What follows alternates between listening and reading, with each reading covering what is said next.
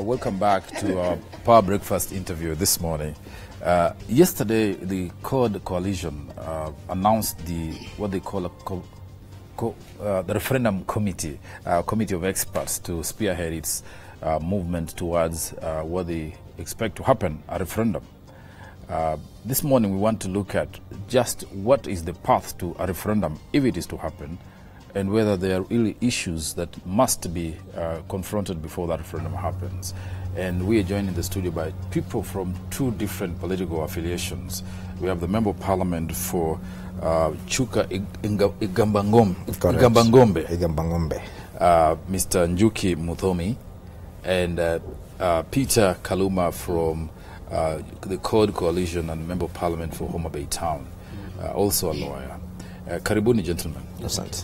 You have visited on this country serious politics. We have to discuss every morning.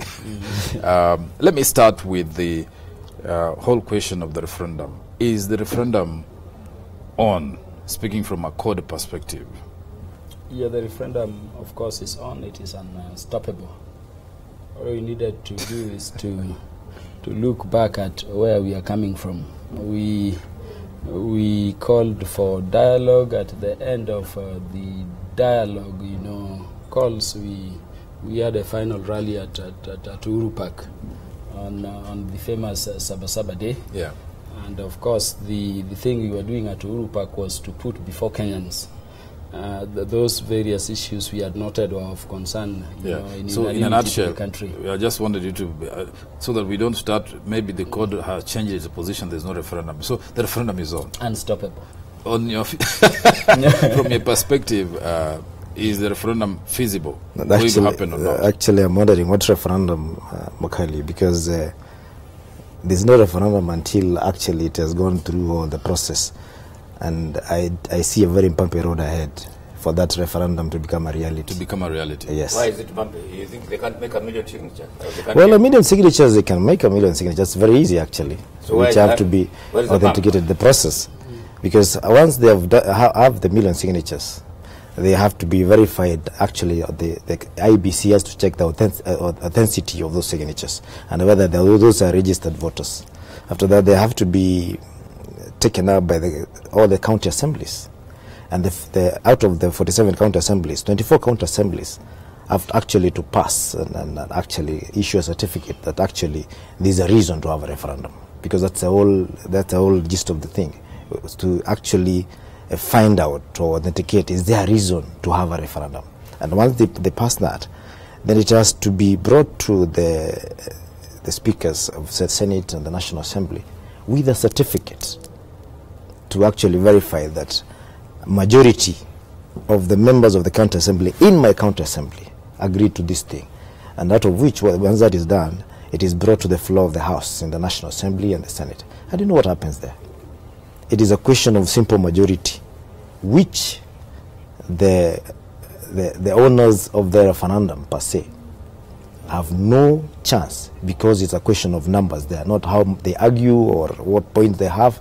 And I have not heard so far any member of the Jubilee coalition who is for the referendum. So where will they get the numbers? All right, let's leave it there. Kaluma, you're a lawyer. What he has articulated, the process. Are you awake to those facts? we are damn awake. And, all right, and so you see, from your perspective, yes, why do you think it's feasible? You see, from what my brother has just talked to, the nation should be wary of our institutions and, of course, Parliament. You hear my brother saying that, Parliament is not about taking deliberate positions as leaders. It's about, parties. And really, that is even contrary to the Constitution. We should be thinking very freely as members of Parliament in a presidential system. And, of course, this is why we've been saying we have a section of Parliament which is essentially a voting machine. We have a section of Parliament which has moved now from tyranny of numbers, I can tell you, to what we are calling tyranny of ujinga for some of us now. People just want to do, things that would be said to be unparliamentary. Actually, very unparliamentary. But luckily, Honorable Mr. Makali, this one is cutting across. The tyranny of numbers was on one side. this other facet of tyranny crosses, the aisles of Parliament. It is affecting both Jubilee and the CORD side. Now, in terms of feasibility, yes, let me tell you, the roadmap towards a referendum is set in the Constitution. Yes. And of course, my brother has done very well to explain it. Yes. All we need is 1 million signatures. Right. After you have 1 million signatures, then? Of course, the matter goes to the various county assemblies. And the majority of them must, agree that really there are issues, meriting a referendum. If they so resolve, the matters go to the respective houses of Parliament, that is the National Assembly and Senate. And of course, it is expected that, an objective decision is made, upon which, the President, of course, puts his hand to initiate the process formally. Now, what I needed to clarify is that the referendum we are talking about is not a CORD referendum. It's not a Jubilee referendum. Whether or not we go forth with the referendum once initiated as well, it would depend on what the issues are and whether really the nation can, resolve them without, having recourse to referendum. I can tell you that the issues we have glimpsed through, the issues we've had the Kenyan people, speak about, are issues whose solution rely in the referendum. So it should not, from the... There is an issue here. He says that the IEBC, the Electoral Commission, will have to verify whether those signatures are authentic. Yet one of the issues you have is the IEBC. Ideally, what do you do? Yeah, it is that difficult situation. And that is why I was saying. Yeah, there is no quagmire. We must know that IEBC presides over a referendum because the people of Kenya say it so in their constitution. And we must know that the ultimate, power over governance, in fact, what we call in law the Constituent Assembly, the constituent power is with the people. The sovereign power is with the people. We have a situation, and it happens even in courts, fellow Kenyans, where you have a situation, you are seeking the disqualification of a judge. Does that judge preside over the process? It becomes contradictory. It can't work. The issue we have is that we are looking at IEBC at 3 levels. At the individuals and their integrity or accountability, we are looking at the system in IEBC, administrative issues. And of course, several of the former, officers at IEBC are in court now over issues related to integrity of a procurement and those other issues. That we are looking at IEBC in terms of the laws undergirding, the electoral process to ensure they are fair. Now, all these issues are issues which, in one way or the other, affect the IEBC as an institution to operate around the referendum. And therefore, I'm saying, being the Kenyan people, we must prefer a solution of going, over the referendum and through it. So, in a manner that... What are you offering? What are you saying? Who will do it? There are so many options. We have the Constituent Assembly. We can have impartial, individuals or bodies from outside. Yeah, because, IEBC cannot be, presiding over a process in which... But the question is this. One would ask you, I mean, you have actually professed that you're acting within the Constitution. And that Constitution provides only for IEBC to arbitrate or preside over such a referendum. Yes. What mechanism will you use to get outside the Constitution to find such an institution or organization to organize a referendum? Yes. Now the referendum would be about amending the Constitution, including that one that, prescribes that only IEBC can preside over the thing. Now, how then do you proceed? But is it constitutional? Isn't it in the realm of constitutionalism that you change a constitution using the same constitution? You should. Yes. You should. That is what ordinarily happens. But I can this is not ordinary. I can tell you. I can tell you this is extraordinary. Yes. This is going to be extra constitutional. And then I wanted to tell the Kenyan people. Constitutional or unconstitutional? Extra constitutional. we must think beyond the constitution and remember I said, question, what powers do we have as Kenyans? Did we make the Constitution for ourselves, or we made ourselves for the Constitution? Remember the question we asked in the Bible. And I wanted to end by saying this, Bana Makali. We had the issue with IEBC previously. It is not the first time we have a crisis of confidence over that institution. And you remember there were agreements about political players, having individuals there to undertake the work of that institution. But do you remember, when we came up with this current constitution, the formulation of this constitution was guided by the previous constitution, because there was this a constitutional amendment to amend the constitution. That's how we got onto the road of this new constitution. You're saying that you'll find a mechanism outside this constitution which will be, first of all, acceptable across board to preside over this move. Let me hear first as you think about that, because that's really a big issue. Let me see what you think. But Mukali, when my friend says actually that this referendum is owned by Kenyans, and I totally agree. I totally agree. It's the Kenyans who will actually prevail over this proposed referendum. And I want to start from right inside the house.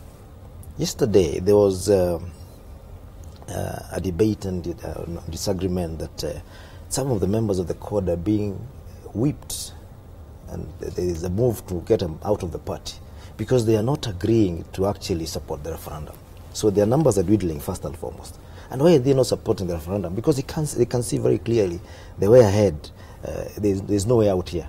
And I wonder what happened to the right to political positions, as articulated in Article 39 of the Constitution. Gideon Mungaro, who is a minority whip in the House, is being whipped out because him and a few other friends from Coast see no future in this referendum. Of course, a few others that we are not talking about here. However, Mutegi and Makari and my friend Kaluma, the reason why the Jubilee coalition feels there is no need for coalition is because the motive behind this referendum is actually not the issues that they are talking about here.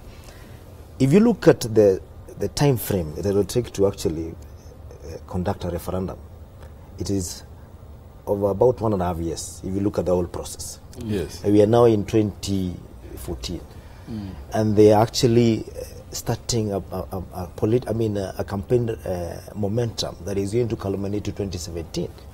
Because if you look at the political mood that we are putting in the country at the moment, and they know very well the issues at hand that actually can't be able to pass the stages. Yes. There is no other good reason why they want actually to have this referendum rather than building political momentum. And secondly, if you want to steal from your neighbor, and you know that your neighbor is always in the house, yes, you'll have to cause commotion in the neighborhood, even burn up a house. So when the neighbor goes to actually answer to that call, you can actually now be able to rob him.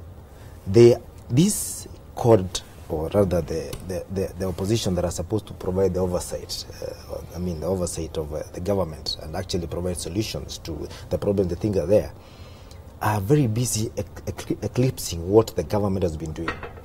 For the first time in so many years, we have had a budget that was so friendly to the Mwananchi. It is the first time ever I had a budget where the price of beer and the price of cigarettes never went up.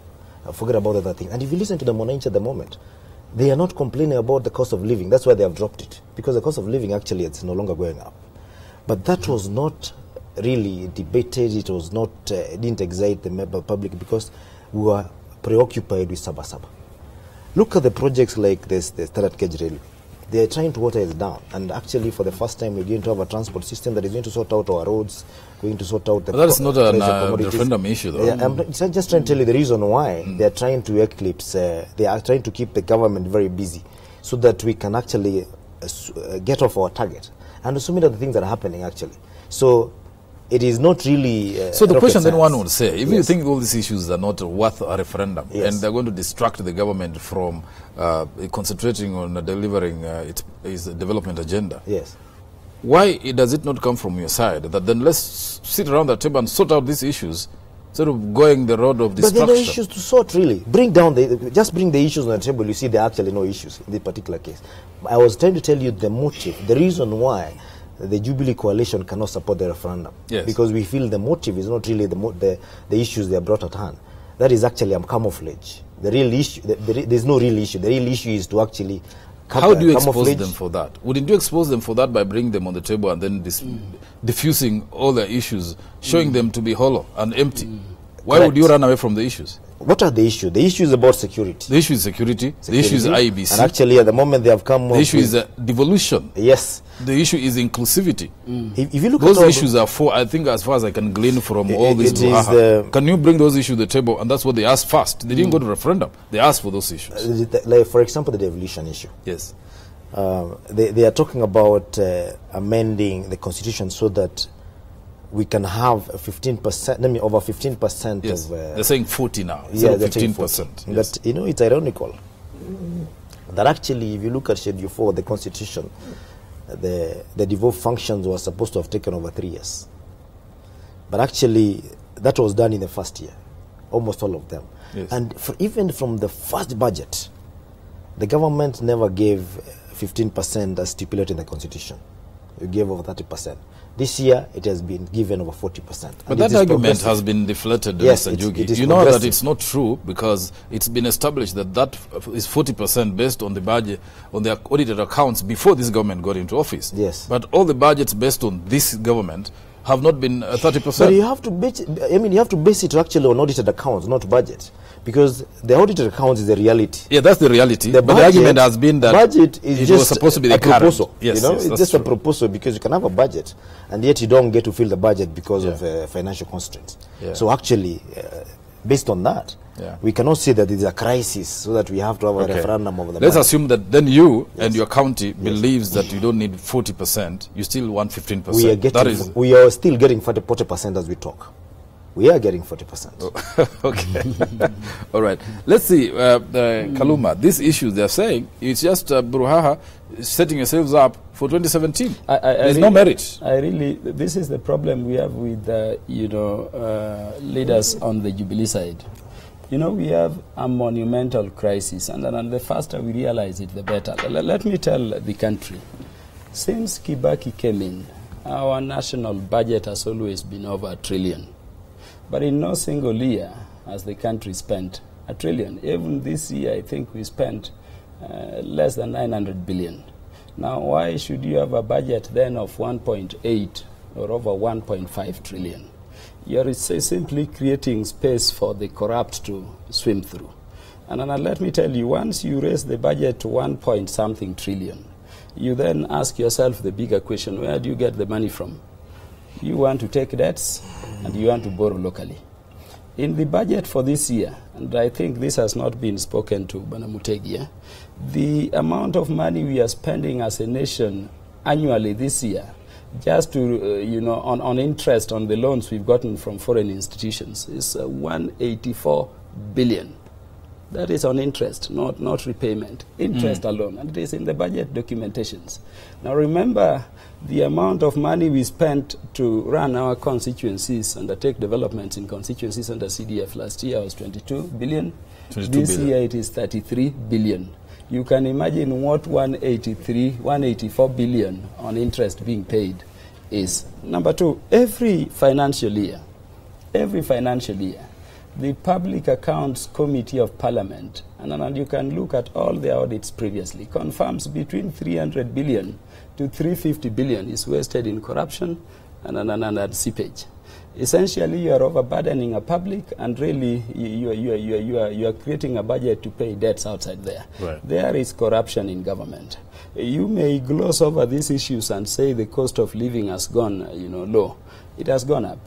We are talking of devolution. People are asking, why should you discuss issues of security? Bwana Makali, security does not choose. Whether you are CORD, whether you are Jubilee, a grenade thrown at a matatu will kill everybody in that matatu. It has happened on Thika Road, it happened in Peketon, it is happening in Likon, it was in Nyakachi. The other day, you saw the parents of an MP die. It does not choose. Okay, let us deal with this issue. Very well articulated. Those issues you say, I think they probably are not contestable. If you look at the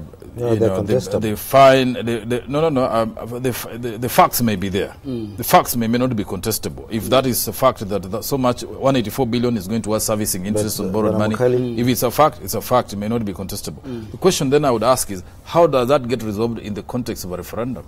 Yes, that is why we said that was not a referendum question, but we were saying stop reckless borrowing, because we are overburdening the Kenyans. All right. Now, in the 13 points we raised, we said there are issues which can be implemented by the government Yes. just by action. I mean, look at an issue like audit in public service, or the issue of inclusivity.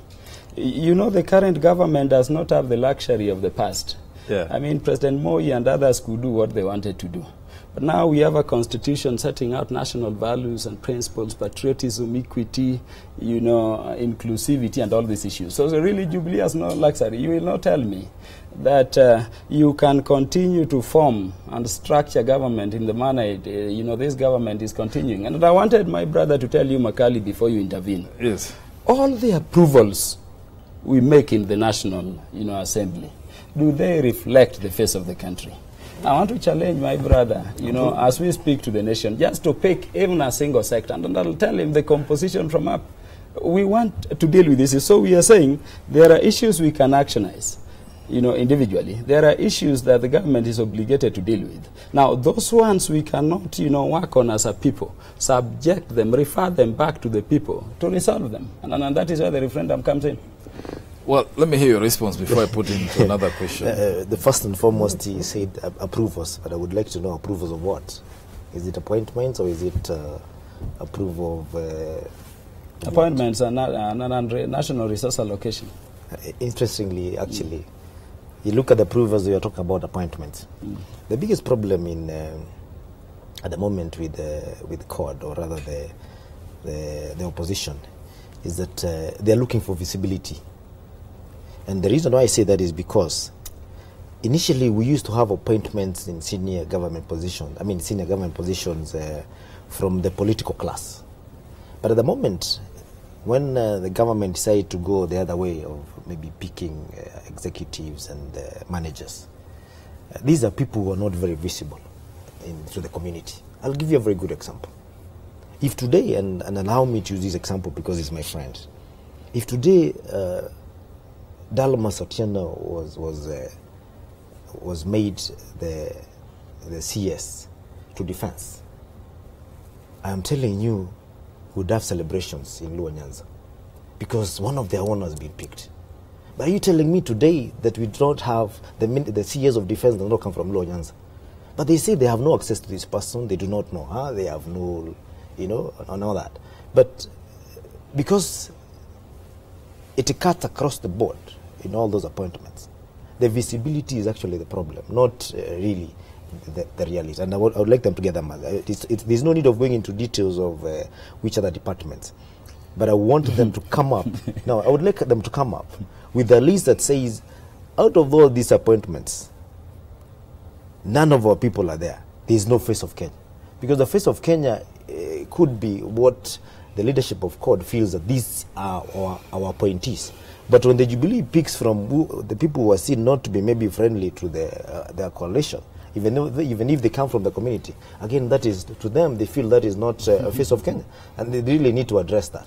Well, they have said they're going to drop a list of all the appointments. If I remember reading well, from the meeting that happened the other day, they're going to drop the list of all appointments done by this government over the last 1 year to show the face of Kenya, right?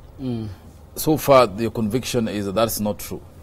But you know, deal with even the cabinet my brother is talking about. I mean, in 22 cabinet secretaries, you have 12 from 2 tribes of the country. I mean, we have 42 tribes. Well, are those 2 tribes not accounting for that percentage proportionately within the population or distribution? 40 plus tribes, 40 plus tribes are sharing 10 out of 22. This is what we are talking about. Look at the state security apparatus, Makali. I mean, whose confidence can they command? Imagine the president today stood with the leaders of the various security, you know, forces, is addressing the nation. They look so bad, and I'm happy he has avoided it cool. Look at the AG and state law office. I mean, how do you have such a situation in a multi-ethnic country? And that is why we are saying the question and the defense has been that some of these people came into office way before the current government, and they have security of tenure, and they're serving their terms. So maybe you have to be patient and wait for their terms to lapse. I like the word some. I'm telling you, it is happening more with this government. I mean, we've created how many commissions since we came in as the 11th Parliament? We had Kenya National Commission on Human Rights. Who was put in the 5 people from Rift Valley, from the entire Nyanza? I mean, you have 3 out of the 5 from Central. We had Gender and Equality Commission, who was put from Central, from Rift Valley, from Western, from Nyanza. You have 3 from Central out of the 5. I mean, it is a joke. But it's a joke. We cannot actually be politicizing appointments, because ethnic balance is not the only. It's not the only qualification that we use. Actually, it's not even a qualification. It's just a consideration. And I thought it's a constitutional requirement. It's a constitutional requirement and a consideration as well. Yes. But why are we missing out on the issue of the proportion of the population that these communities actually perform? And if you go to every other sector, even the morgue itself. Today, so I said, okay, let's be practical. Yes. Take the communities as he has named, the 2 of them. Do they account for 60% of the country's population to merit 60% of the cabinet positions he mentioned? 12, he said 12 out of? 22. 22 out of 22, which is roughly, well, let's say 50%. First and foremost, what he's saying is an allegation. Because it's not factual. It's not really factual, because you actually judge people by their names. Okay. But sometimes you could be talking about somebody who comes from Nyanza, and they have a name of the other place. And with this, the intermarriages that we have and the complexities of the communities we have at the moment, really the ethnic background should not be used as a way of trying to balance. All right. Let's look at the issues once more. Let's look at security. It's been issued, put on the table as one of the referendum issues. How does that end up there, and are there no other ways of resolving that without putting it to a referendum? And if it was to put on the referendum, what format would it take? We could solve the security issue if we talked as leaders. Unfortunately, the Jubilee side does not want to talk, and they believe they know how to deal with the issue of security. When actually the manner it is being approached confirms they know very little. You remember a short while ago, after the unfortunate, Mpeketoni incident, the governor of Mombasa was arrested and taken to court. It now turns out that he was being arrested and taken to court before even investigations were carried out. I mean, the Office of the Director of Public Prosecutions is now asking for time to investigate. Yet you know the law. You only arrest when you've concluded through investigations that a person is possibly culpable of what a is crime. called solution to security? So many, and I can tell you. Yes. Maybe Kenyans can be convinced. Yes. Number one, deconstruct the security apparatus. Make the leadership of the security apparatus appear to be Kenyan and more inclusive. And I wanted to tell you. If they're more inclusive, will that sort of it inspires confidence. Will that stop Al-Shabaab? It is one of them. It is one of them. And it is not a simple thing. Let me tell you what is happening. You cannot have a situation where each and every leader of the security forces is coming from an ethnic community. Then they don't command confidence. See what is happening in the police, for instance. Who was the spokesperson when this government came in? I mean, where is Charles Owino? I mean, OCPD somewhere in Ndewa. If we had Owino as a spokesman, would that sort out insecurity? No, what we are saying is that have an apparatus which invites confidence of everybody and which everybody feels to belong. So number one, the security apparatus is a stranger to most of Kenyans. It's a tribal security apparatus. So number two, in terms of security, I'm giving you solutions. Let me tell you my view of solutions. You cannot say you want to secure Kenya from Somalia and terrorism when you have, the security checkup at Garissa.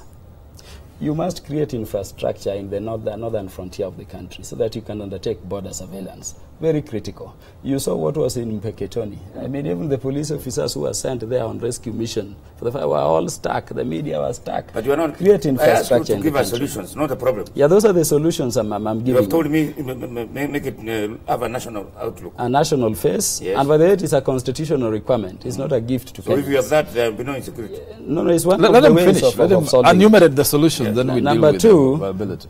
Build infrastructure, particularly around our borders, so that you can, meaningfully undertake border surveillance.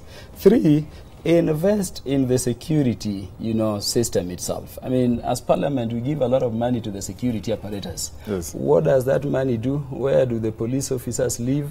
No house, nothing. That money is eaten. I can tell the country that even this year, The budget of NIS alone, which is not, undertaking any development other than investigations, is the budget of the entire judiciary, including building courts across the country. So fund the system and ensure that the money you put there is applied to bolster, the security apparatus.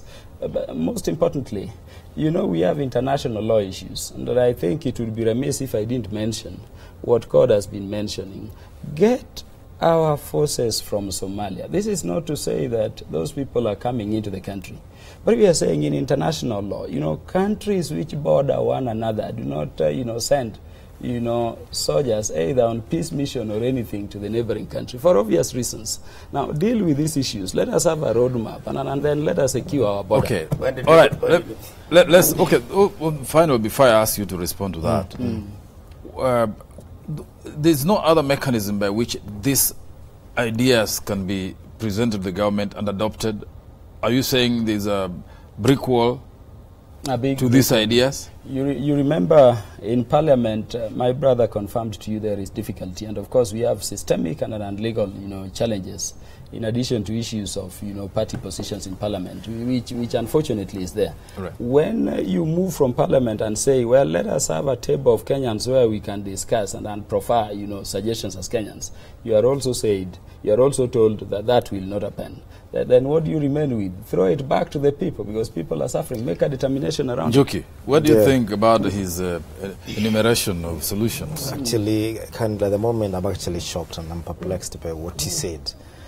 First of all, it confirms that the court coalition knows what is happening in Lamu and those other places, because they seem to be having a reason why it is happening. Initially, we thought these are young men who may be trained in Shabab and lost out, and they are being used by politicians now to cause skirmishes in Lamu. But it's actually being confirmed, because if he feels actually that if we change the top level forces and we include particular communities that he has mentioned about a certain person who has been made a OCPD, he feels that if those were inclusive, this problem would be solved.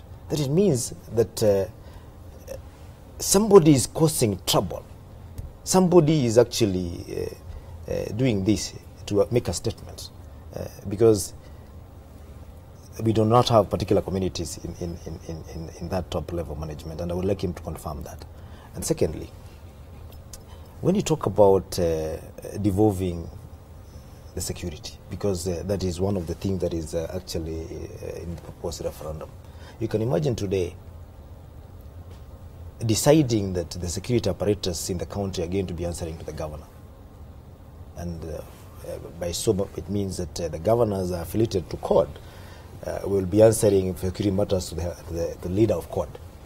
And that means you create parallel governments, whereby the coalition that has got 24 county governors, if they are loyal to them, will have their security apparatus, while the others will have their security apparatus. We are setting this country into a coalition. They have said a shared responsibility. Yeah, a shared responsibility, but assume the responsibility. But there's been a very deliberate effort by the governors to, and they've said that, let me paraphrase it from what I've gathered. Yes. They've said that, look, governors are helpless on matters of security in counties where they're supposed to be in charge. Is there any security responsibility, or can they be included in the security arrangements or structures, whether it is giving them whatever system, I have no clue what they intend, or give them APs. When the National Police report to the Commissioner, the APs are under county government, whatever structures they're thinking of. It's about share. Has it ever occurred to you that this complaint is only from the counties that are actually CORD affiliated? If you look at the counties where the Jubilee are affiliated, they respect and they cooperate with the administration, because they feel that this is the representative of the government.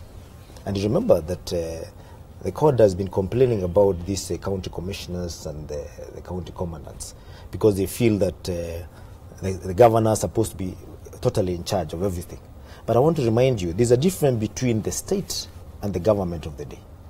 We cannot afford to give the government of the day full responsibility, especially the county level, the security apparatus. Because what happens when you move towards elections?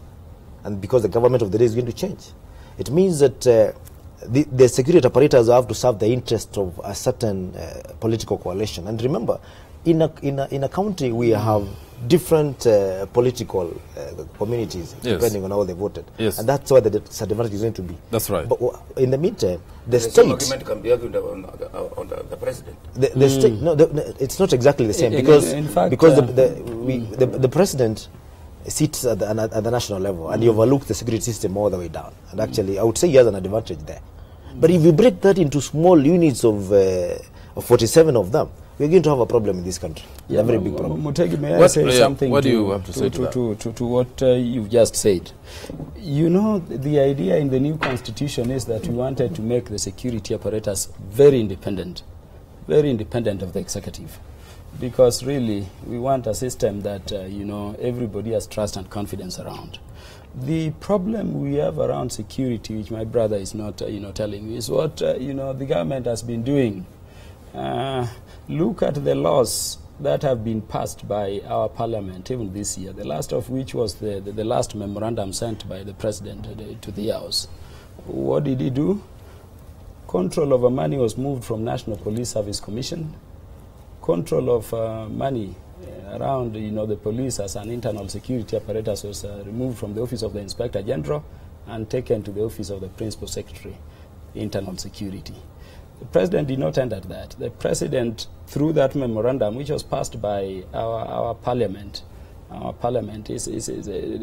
what? The president has proceeded to say he can, you know, unilaterally, in fact, and alone, despite the fact that, you know, he's the head of a political wing and a political party, whether ruling or not, you know, create the panel to shortlist, to interview, to get the Inspector General before his appointment. Essentially, you know, laws are being made that consistently are making, you know, the president, you know, imperial and really the honor of the security apparatus.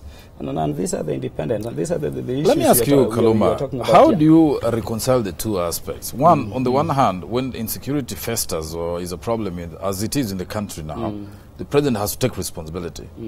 And yet, the same president has no control or cannot issue directions or fire the Inspector General. How do you reconcile these disparities? Kenya, under Article 3 of the Constitution, is a multi-party democracy. And by the way, it's a principle coming, you know, that early in the Constitution. The president is given specific, you know, roles and functions by the people of Kenya. And if you look at the executive, they are all there. There is a reason as to why we are saying our security apparatus must not seem, you know, affiliated to anybody, because the president, like any other, is a competitor. Yes. I get what you're saying. The issue is, what I'm trying to address is the issue of responsibility. Yes. You, Code and other people have said, look, insecurity has worsened. And the president is the one being blamed for it, right? Yet, in the appointment and the law establishing the Inspector General of the National Police Service Commission, actually Code can do something about it. They can initiate a motion to actually throw him out. So how come that avenue is not being pursued at all? Or, you know, and the issue is just, you know, fix it. That solution that the Inspector General is ineffective and the police are not functioning can be fixed alternatively by motion of Parliament. No, the President, of course, you know the weaknesses of Parliament currently. Set up a tribunal, and then if they fight the tribunal, then we can say, okay, now they are defending the failure. Wafula Buke tried a petition on IEBC. You have glimpses of what happens. See, that has vested interest. And of course, I'm telling you. Yes. When it comes even to, you know, security and who heads what, the interest would be bigger than IEBC. I mean, it would be bigger because we also know, you know, they are all in peace. They are all around, you know, our politics and of course, politics of the Kenyan nation. But let me clarify one thing. The president has ultimate responsibility over the security of our people. Because, you know, in philosophy we say the biggest, you know, obligation of any government is to protect our people and their property. That is not then to make the president a unilateral, you know, controller and determiner of who, you know, runs our security and how it is run. I mean, there are then systems and laws in terms of how, you know, that should happen. Yes. Makali, you know, it's very easy. It's very easy when in the opposition. It's very easy to demonize what is being done by the government. Actually, it's a very easy job. You just throw stones. How on earth do you expect a government that has been credibly, and popularly elected by the people of Kenya to share the security operators, actually devolve it so that every party and every political affiliation has a share in the security. Well, it's supposed to be actually be serving the whole country. No, the reason why, because when you talk about it is not responsibility of the president, you're trying to say that it can be shared out so that every political class in the government can have their share. That's how it looks like. And at the end of the day, when we have security issues, and the problem we have at the moment, which is actually is not the first time you're having a security problem, it is all blamed squarely on the government. And actually what is annoying is that the coalition or the opposition is not coming up with real solutions to the problem. They seem to be celebrating every time we have problems there, because instead of offering solutions, they just throw stone. They actually just blame it. And you see now, we had Lamu, now we have Likoni. You know, then they say next it is going to be this and this place. And the argument which I would like you to address is that they're saying they have these solutions. They want to present these solutions in a forum that is not rigid and where the ideas will not succeed or be entertained or listened to appropriately, such as Parliament. So they're saying, those solutions, they're saying, let's sit here and give you the solutions. I want to guarantee you. The difficulty of that forum is the issue here. What he said, that the security is not an issue only of, it does not only affect the code or the Jubilee, it's a Kenyan thing. Yes. I sit in that National Assembly. If you bring anything that actually is universal and actually affects all of us as per se and without any vested interest, like the ones he was bringing about balancing ethnicity in the security, that would be supported. But I have not seen at any one time where a court brought that motion on the floor of the House about security and was defeated. If there is one, just tell us, show us. Yeah, in fact, it is except the IEBC, because the IEBC, that one is vested because you're trying to get rid of IEBC simply because you lost elections. I can tell the nation now that, you know, my brother is not in Parliament. Because there is a motion under my name pending on the issue, and it has been pending for 2 months now. Remember, the newspapers reported it. We want to deal with the issue of the security apparatus, not because it is a gift. You cannot say when you question ethnic formation of the security apparatus, it should divide people. I mean, the Constitution itself says it. The security apparatus from the top to the bottom shall have the faces of the Kenyan people.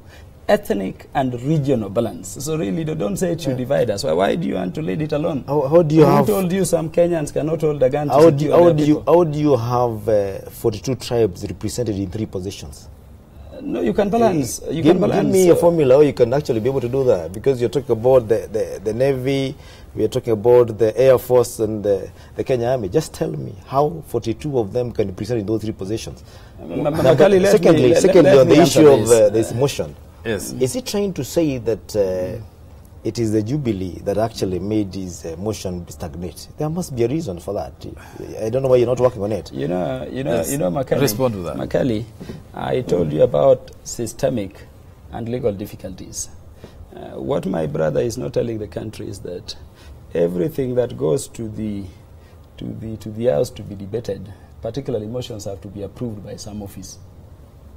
And the House Business Committee, right? Not House Correct. Business Which Committee. they sit in. Motions. Yes. Before they reach the level where the House Business Committee determines what to do with them, must be approved by the office of the Speaker. I hope you know that is something you can confirm.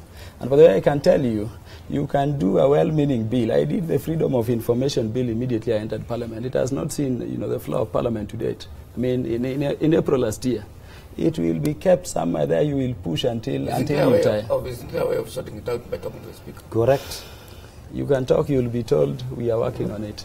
You will talk until you talk. But I'm hearing it for the first time, because if it was really that serious, he would even have raised on the floor of the House, and even as a point of concern. It has not come out anywhere. You can't rise. You actually bring it out here for the first time. Have you ever brought it up anyway? Makali, yes. I'm happy you did not succeed to be in Parliament. I wanted to request you to keep out for some time. The current system the speaker decides who to speak. By the way, you can take a whole month there without speaking despite requesting for a chance to speak. It is not the former parliament where you stand and say a point of order, I want to do this. I think that is and just unless you are given that chance, you speculation. will not speak. And I can tell you, there is a problem in parliament, both in terms of the members and in terms of leadership. And I wanted to say that really, let us now move forward. There are difficulties with parliament as an institution. Let us find solutions to our people as the people of Kenya. And that is why, you know, for instance, you were saying, if we want to talk about security, the president is a key player. Yes. Does the president sit in parliament? He's not there. We want to speak with the executive. They're not there. The prime minister is a leader of a people of this country. Whether or not he's the president or not, there are people who look unto him for leadership. Does he sit in parliament? Who? He's not there. Who? The prime minister. But it's not there. The former vice president. Mokeli, why are you allowing this gentleman to mislead the country? We do not have a prime minister in Kenya. He said the prime minister and the former vice president. We do not have a prime minister. And secondly, that's what I'm just the saying. issue of the parliament, I want to actually put my voice on that. Yes, yes. I think this brother, my friend here, is being comical. Because Kenyans watch the parliamentary proceedings every day. And the parliamentary proceedings do not, when the speaker sits on the seat, he sees names of members of parliament. He does not see their political affiliations, he does not see their parties actually. No, they call it balancing. No, hold on a minute. Balancing. And the floor of the house has two sides. You can choose which side to sit on. You are free to sit anywhere. And I've actually, when I sit in that house, I see every time he calls a person from this side or she calls a person from this side, they call another member from this side. And there's no one time, actually. In fact, they are supposed to follow the list that is actually on the screen, but they don't follow that list. They pick from both sides. And they speak with equal opportunity. I guess those are the dynamics of the workings of the House, which we cannot get into because you know, you guys can. Yeah, but it's a very serious allegation when he says the speaker who has been elected with the National Assembly, he vowed to protect the Constitution. Maybe Kaluma should go and move, stand on the floor of the House and accuse the speaker. He should withdraw an apology. It may be coming very soon. There is a time we contemplated it. I mean, for committee and thinking, you know, the Jubilee side would act properly.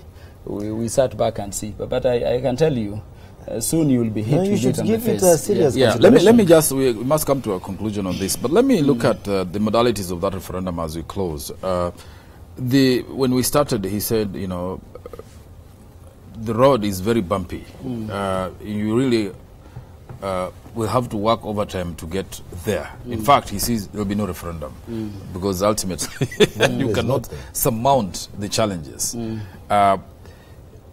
What gives you that ultimate confidence that it's achievable, you know, in concluding, especially that you have to get the 24 counties to approve the need for a referendum? Yes. Number one is that... and what if it gets to Parliament and, you know, it's thrown out.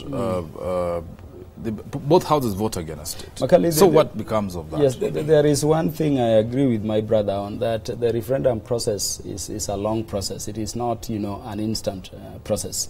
And that is why we have started the journey early. Remember, he said if it were to reach referendum, it would be by mid next year or somewhere thereabouts. What we are saying is that a referendum is a negotiated process. So the earlier we start it, the better, so that people do not say, oh, you cannot be having referendum when we are also preparing the nation for elections. No, and really referenda around, you know, constitutional reforms and institutional, you know, reorganizational reforms, you know, take place, you know, a short time after elections. Now, in terms of how bumpy and how it will succeed, and whether it will succeed, that is a question for the Kenyan people. How, as Kenyans who believe there are issues which require resolution through referendum, is to, of course, you know, initiate the process, leave it to the Kenyan people. And I can tell the nation that I don't want to go to much details, but I know people are thinking of 1 million, you know, people or signatures.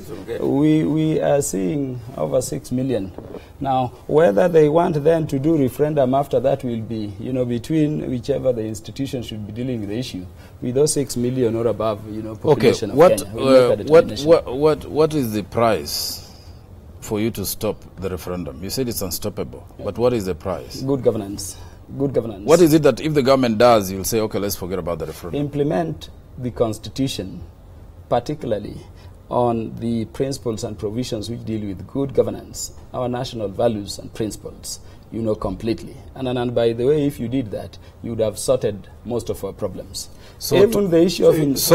tomorrow... What you want is to remove this government because they're not governing properly. Correct. Is that what we're saying? Certainly not. We are insisting any government, Banamutegi, any government ruling our country at any time must govern properly, not just this government. In compliance with the Constitution. How do you measure if tomorrow the President, I'm predicting tomorrow, he will call the court principals and say, look, you guys, these three things are what you want? Let's talk about them.